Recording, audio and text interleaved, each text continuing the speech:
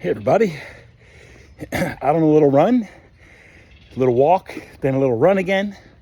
It's been a while. It's been a while since I moved my ass like this. Because tell you what, I've been in one of the darkest places in my life over the last few months. It might not have looked like it from the outside, but man, inside it was struggle-licious. It wasn't depression. It wasn't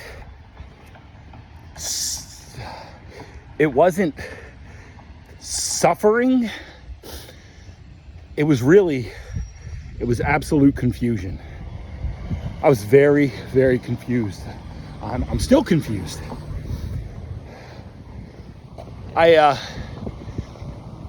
When I started my transformation back in 2016, it took about a year to clear out all the damage that had built up inside of my mind and my body. And that year clearing, 12 months, where I literally did just about nothing, it was so necessary. And in springtime of 2017, I got started on this coaching adventure and this teaching adventure, and it kind of took off quickly and settled in a little bit, and then grew a little bit more, and then this shit blew up.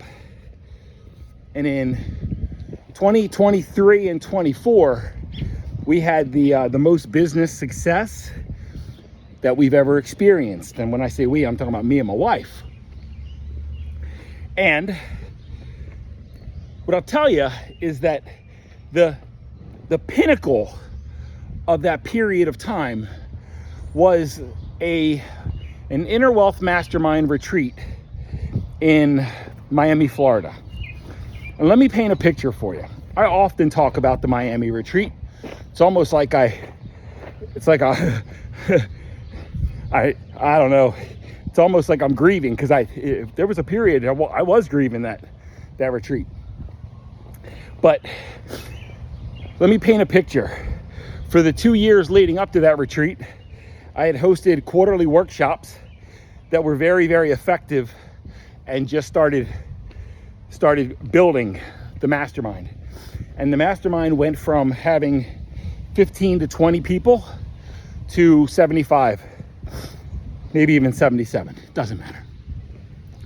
And not everybody in the mastermind comes to the retreats, but 55 people showed up at the Miami retreat. The biggest retreat we've ever had, biggest live experience we've ever had.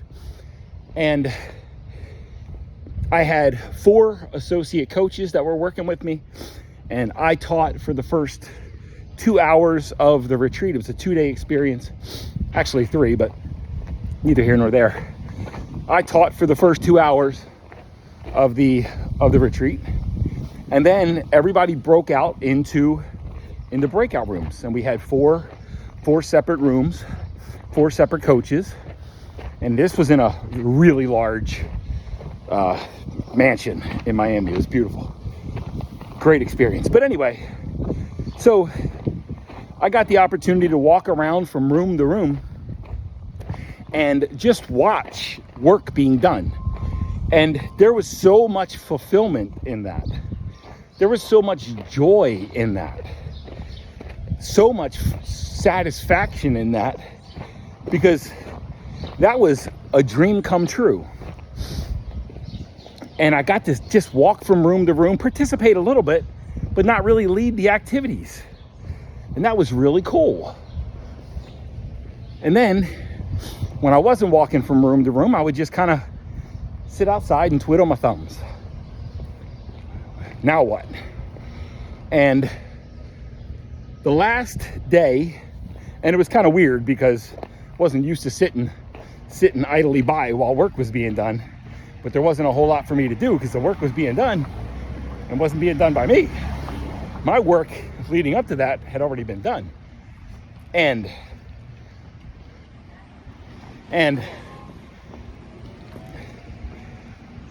when I sat down and I contemplated and I just thought about what was going on, it felt really, really strange, because I wasn't used to that. I had never experienced that before.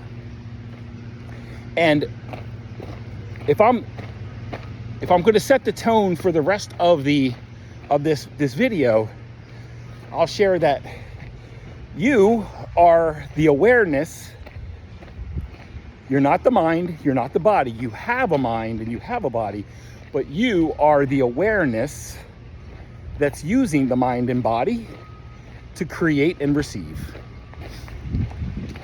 And inside of this body is this nervous system. And the nervous system has one objective and one objective only, and that's to keep you alive. Its only goal is to keep you alive. Not for you to be happy, not for you to be wealthy, not for you to be successful, not for you to be fulfilled, not for you to enjoy life, not for you to feel love and peace. Your nervous system doesn't care about any of that. Your nervous system has one objective and one objective only, and that is to keep you alive. And you know how it keeps you alive? By trying to keep you in familiar circumstances. Do you know why it tries to keep you in familiar circumstances? Because it knows how to keep you alive there. Because if you're alive, then it's done its job, right? That's how it views it. You're alive in the current circumstances, so let's hold here because we know how to operate here. Once you understand that concept, everything else starts to make sense in life. Nervous system has one job and one job only, is to keep you alive. It keeps you alive by trying to keep you in familiar circumstances. It tries to keep you in familiar circumstances because it knows how to keep you alive there. Once you understand that, you understand everything. Remember, you have a mind, you have a body, but you are the awareness that sees and uses the mind, and that uses the body to maneuver around. And we're going to come back to another objective of the body as well by the end of this video. So we're getting ready to start day 2 of the retreat, and everyone's there, and everyone has inner wealth shirts on, and there's joy and happiness and community, and people are laughing, and people are hugging, and people are having a great time. And I was sitting kind of in a corner, and I was watching and observing, and I remember when I had the first thought that, oh my God, this thing is going to fall apart. I remember vividly when that thought came to mind. And for whatever reason, for the next 2 years, that was a recurring thought that kept popping up. It's all going to fall apart. It's all going to fall apart. It's all going to fall apart. It's all going to fall apart. Because there's this thing inside of me that I've become quite aware of, a little bit of pessimism, little whisper of pessimism, which is optimism for everybody else, but pessimistic, a whisper of pessimism inside of me. And I've recently named him Pessimike. It's not Mike, it's not me, it's Pessimike. But anyway, when I'm sitting there watching all this, all these people enjoy themselves and have fun and laugh and love and commune and just enjoy the experience of being there, that little whisper, oh my God, this is all gonna fall apart. And nothing was the same for the next 2 years. Because as soon as we got back from our Miami retreat, people started dropping out of the mastermind. And they didn't stop, and they haven't stopped until it's back down into the 15, 20 member range again. Now, you might think this is just, might excuse it to life circumstances or the economy or the work that we were doing or anything else. But in reality, the nervous system has one job and one job only, and that's to keep us alive. It tries to keep us alive by trying to keep us in familiar circumstances. And it tries to keep us in familiar circumstances because it knows how to keep us alive there. Now, I've said that thing 3 times now. Hopefully you remember that. Because once you understand that, you understand everything. There was so much joy. There was so much love. There was so much happiness. There was so much acceptance. There was so much admiration for me and for the Inner Wealth Mastermind. And there was so much awesomeness in that room that my nervous system couldn't handle it. So the signals started flaring. Oh my God, this is gonna fall apart. And whatever you hold in mind and feel in your body for a period of time becomes reality, becomes true. And in my mind, I was holding this pessimite. How about that? Pessimite was holding this thought that it's all gonna fall apart. And the feeling in my body of too much admiration, too much love, too much money running through the business. Whew. A lot of money running through my business. The feeling in my body was that it was all gonna fall apart. That emotion that I was feeling supported the thought that pessimite kept throwing up. And I didn't do anything to resolve the thought or the emotion. I just kept trying to move forward and trying to keep it together in life. And I just kept trying to take active, action. And really what I was dealing with was a nervous system that was in overwhelm. One of the greatest lies that I've ever been taught in life, and one of the beliefs that's caused the most damage and the most pain and suffering in my life, is that it's better to give than receive. What a shitty belief that is. And there's a lot of people that find a lot of honor in that, in over-giving, over-delivering, exceeding expectations. Hurrah, devil. Hurrah!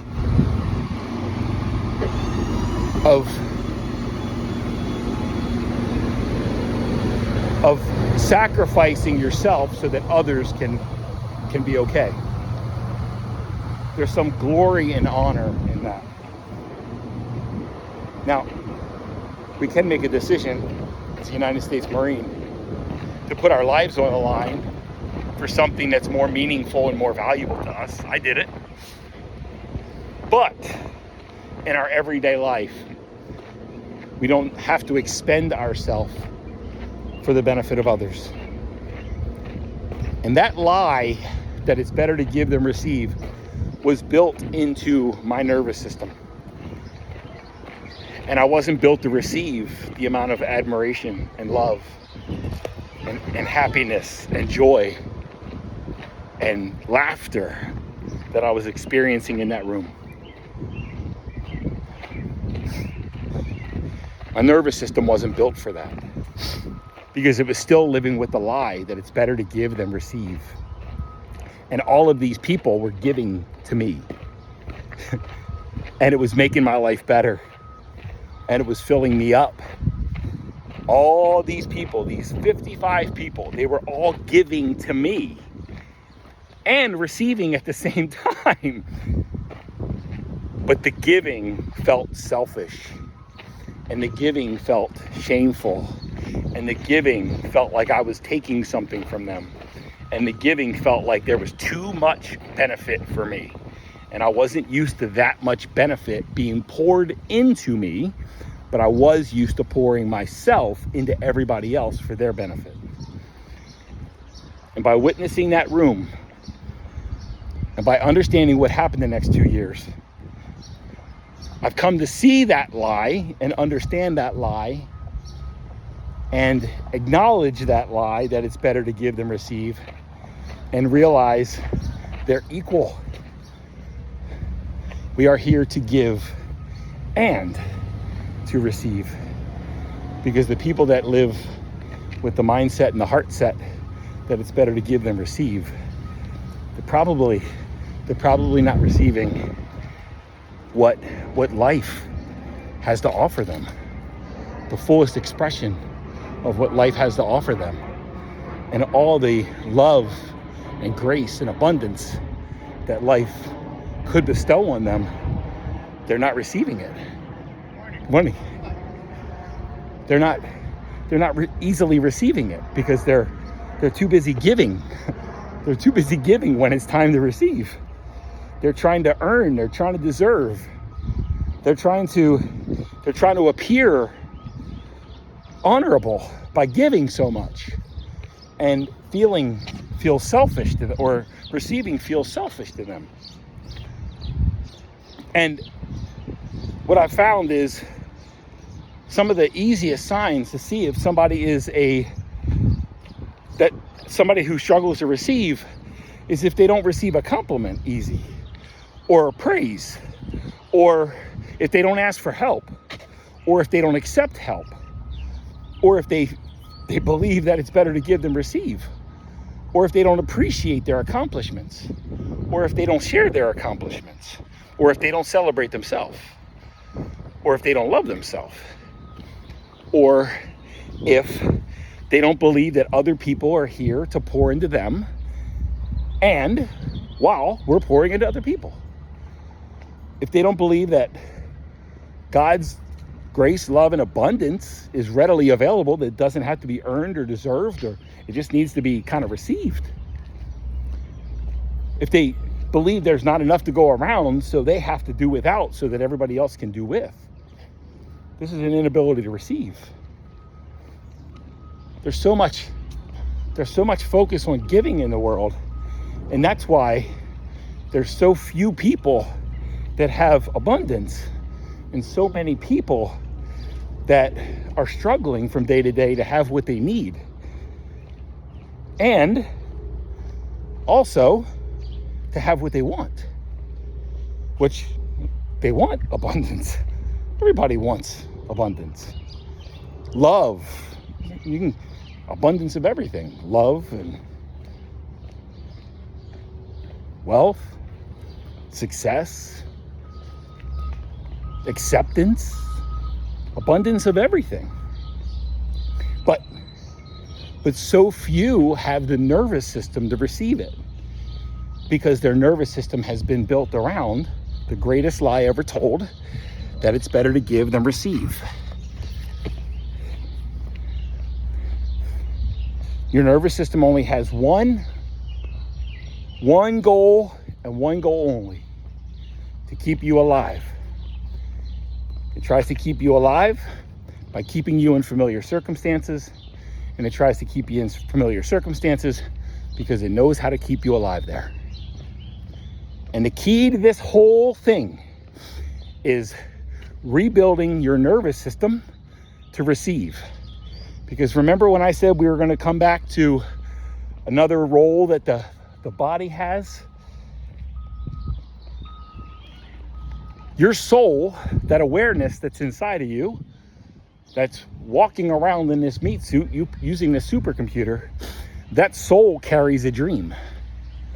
And that's the soul's job, is to carry a dream in the human experience. And the mind is the creative mechanism for that. And that's how I built the mastermind. Or that's how the mastermind was built, by me and God, through my mind. And the body, the nervous system has a job to keep, or a job to keep us alive, but it also has another job that's more important if you want to experience what you really want. The body has a job to receive. The body is the receiving mechanism of life, because you experience life through your body, not through your circumstances, not through your mind, through nothing. Everything in life comes through your body so that you can experience it in your emotions and your feelings. And when you have a nervous system that's built not to receive, then it's going to feel shameful and guilty to receive. And that's going to trigger the nervous system to get back into familiar circumstances because it knows how to keep you alive there. The body is a receiving mechanism. It's how you receive love. It's where you experience wealth. Because have you ever known someone that had a lot of money but didn't feel broke? It's because they weren't experiencing the wealth in their body. You know anybody who's successful but they feel like a failure? That's because like they had the success on the outside, but their body hasn't accepted or received the success. This is called embodied experiences. You embody wealth, you embody love, you embody success. And if you're not embodying them, then you haven't received them. And if you haven't received them, you really can't experience them. The money might sit in your bank account, but the feeling in your body and the emotion in your body and the nervous system is built around scarcity and lack.